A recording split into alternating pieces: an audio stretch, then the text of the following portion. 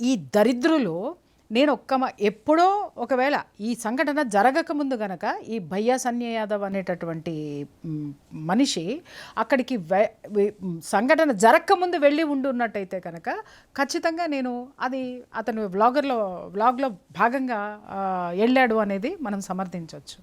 కానీ వీడికి ఎంత ఖండ కావరం లేకపోతే 28 మంది యొక్క బొట్టు సింధూరాన్ని తుడిపేసినటువంటి ఆ దేశము, ఉగ్రవాదులకి కొమ్ము కాస్తున్నటువంటి దేశము, ఉగ్రవాదుల్ని తయారు చేస్తున్నటువంటి దేశము, తయారు చేసి నీ దేశపు ఆడపడుచు బొట్టును సింధూరాన్ని తుడిచిపెట్టేసినటువంటి ఆ దేశానికి ఈ బద్మాష్ ఎలా వెళ్తాడనేది నేను ప్రశ్నిస్తున్నాను. ఇక్కడ నేను వాళ్ళ తల్లిదండ్రులకు అప్పీల్ చేస్తున్నాను. ఏమ్మా, కనీసం మీ బిడ్డ మీద మీకు కంట్రోల్ లేదా?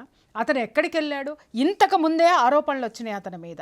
ఎన్ని లక్షలు జనం దగ్గర గివ్-అవే పేరుతోటి ఎన్నో లక్షలు వసూలు చేశాడు. ఎంతమంది మోసపోయారు అతని వల్ల? అక్కడ జనాలు తిట్టిపోశారు, అయినా సిగ్గు లేదు. ఇంకొకసారి బెట్టింగ్ యాప్లు ప్రమోట్ చేస్తున్నాడు, ఈ ఎలిగేషన్ కూడా అతని మీద ఉంది.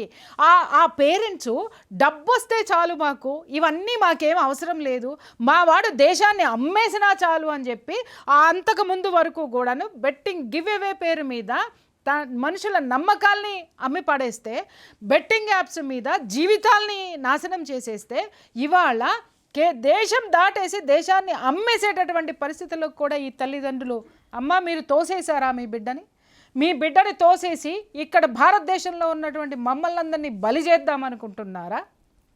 తల్లిదండ్రులే బాధ్యులు. చాలామంది అంటారు పిల్లలు చేసే పనులకి తల్లిదండ్రులది ఎంతవరకు బాధ్యత అని. ఎంతవరకు బాధ్యత అంటే వాళ్ళకి తెలియనంత వరకు జరిగినప్పుడు ఖచ్చితంగా వాళ్ళది బాధ్యత లేదు.